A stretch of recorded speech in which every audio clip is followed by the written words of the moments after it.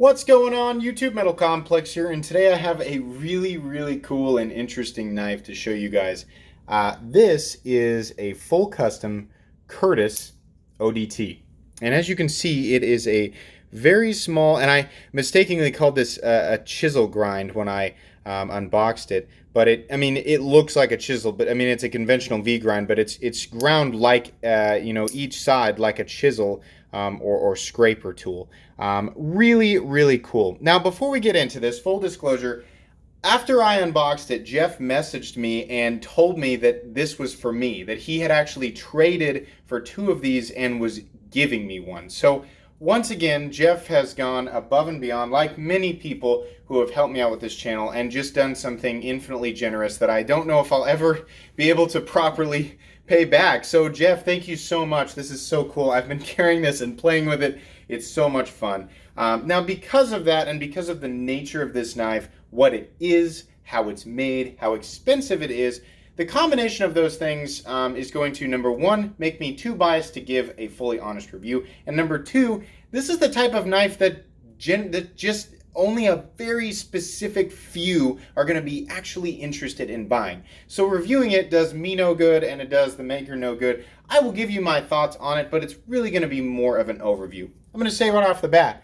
this is a custom knife. It is titanium, it is CTS XHP, there's a lot of handwork in it, and regardless of the size of it, it doesn't change the fact that it's still a custom knife, and a lot of people, will pay a lot of money for this.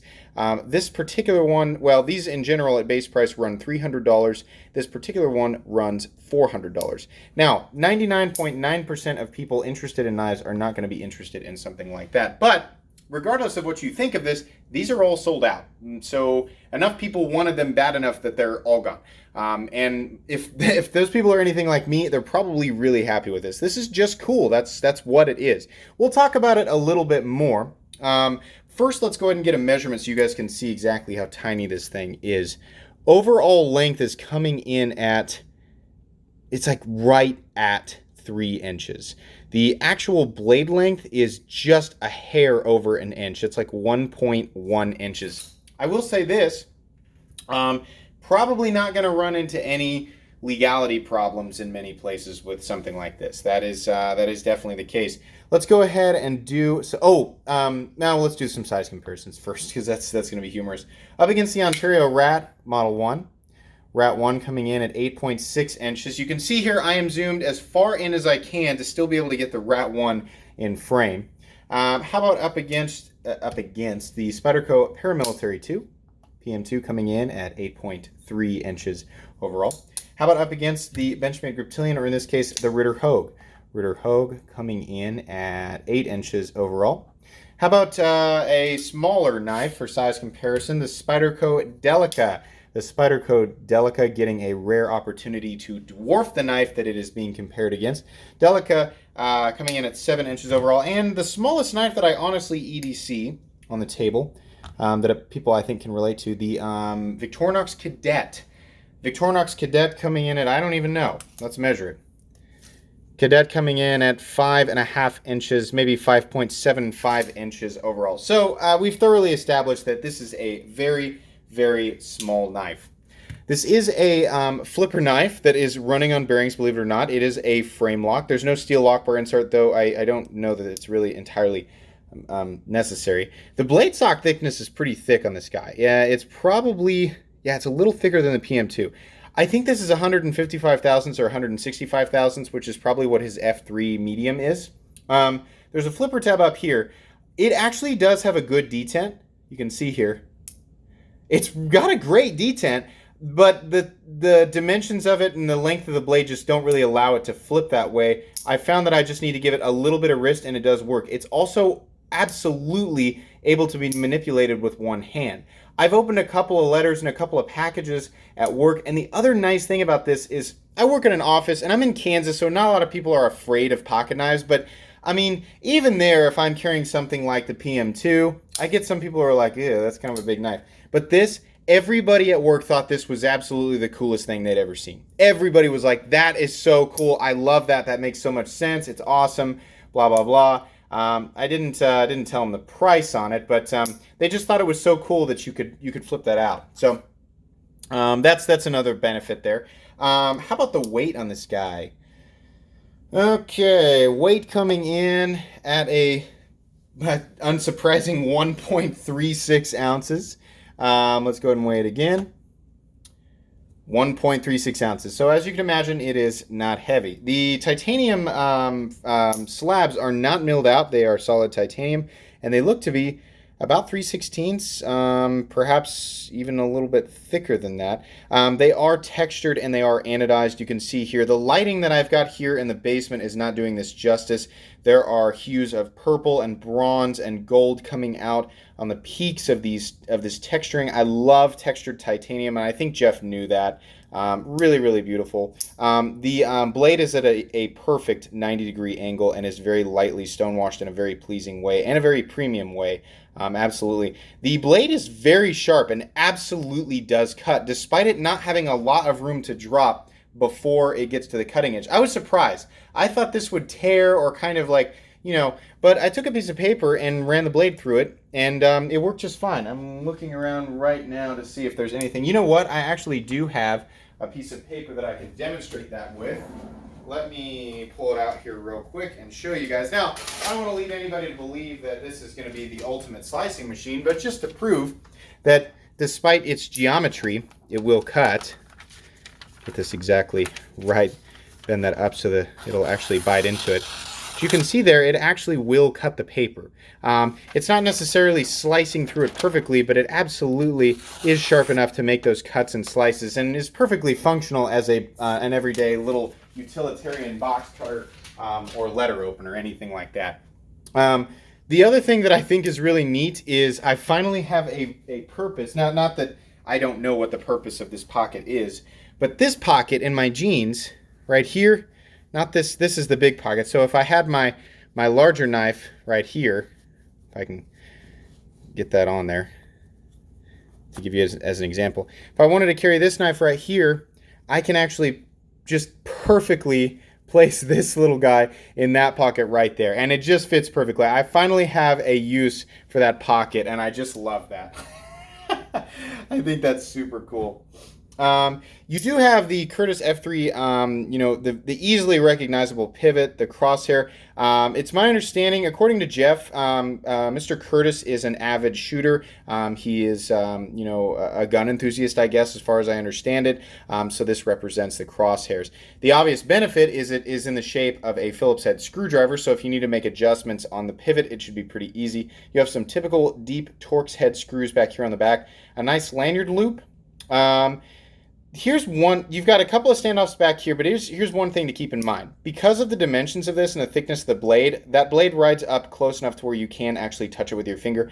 I haven't had a problem with running my finger into it because the space is so small, you have to almost intentionally do it, but it's something to keep in mind, definitely. The other side is exactly the same, except that there's the frame lock. The frame lock actually does lock it up 100% solid. There's no blade play up, down, left, or right, which is what I'd expect on a custom knife, and one that's locking up, with this type of geometry and that thickness of blade, etc. There is no pocket clip on this, but it is a prime candidate for a suspension clip, which was actually something that was brought to my attention by a viewer a long time ago when I reviewed this knife. I was upset that it didn't have a pocket clip, and they said you can get a suspension clip online for like $2, and you can. I'm also going to hint, there are ones you can pay a little bit more money for that are in titanium that look a lot better. You guys might be taking a look at something like that here in just a couple of days. Or maybe today, I don't know, whenever it comes in and whenever I decide to upload this. But no lock stick on this guy, and as small as it is, for whatever reason, I think it's the texturing on here and just where they've decided to put everything, and that I've gotten used to it.